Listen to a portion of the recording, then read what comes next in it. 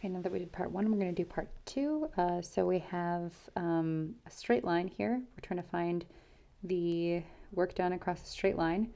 Our z is the same here. It just stays at -4. So we're going to look at what x1 and y1 are and what x2 and y2 are. So x1 and y1 we see are 1 and 2, 1 comma 2, and x2 and y2 are -2 comma 8. So we're going to use those for this expression here.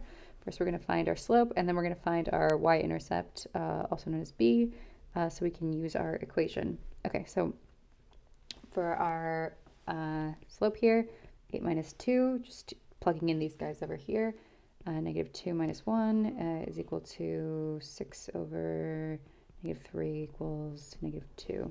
Okay, so our slope is equal to -2. Okay, so now we're going to take our slope and plug it in below, and we're going to end up with y minus -2 x plus, x equals b.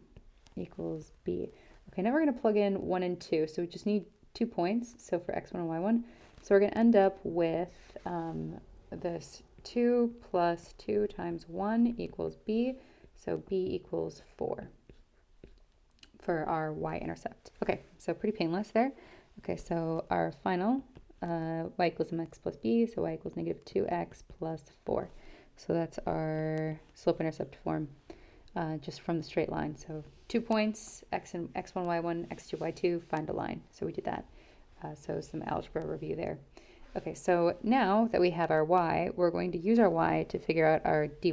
So dy, we're just taking the derivative of this whole expression here. So dy is equal to -2 dx, because that 4 is going to drop off. It's a constant. So that's going to be our derivative of just that expression over there. Okay, so we're going to do what we did similarly in the first problem. We're going to sub out our y here, and we're going to sub out our dy here. Okay, so we are going to plug those in.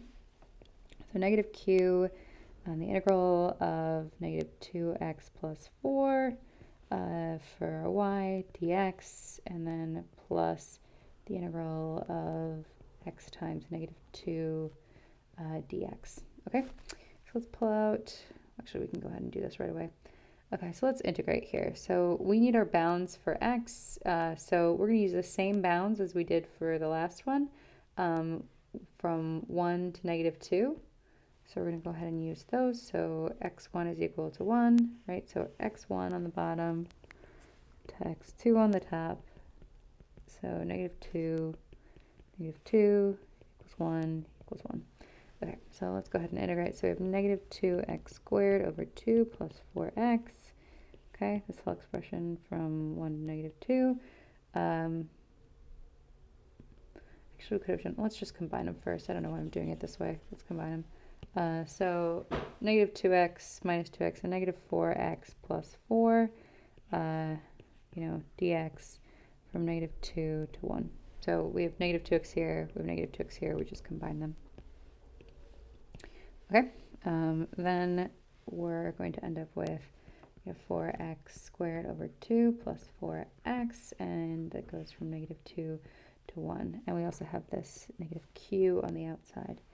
Okay, so let's go ahead and plug in what we've got. So -4 times a -2 squared divided by 2 plus 4 times -2, right?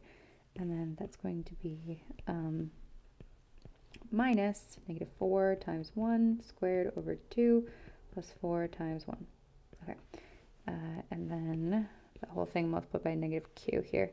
So, okay, so -2 squared, so -4 times 4 is -16 over 2 plus -8, right?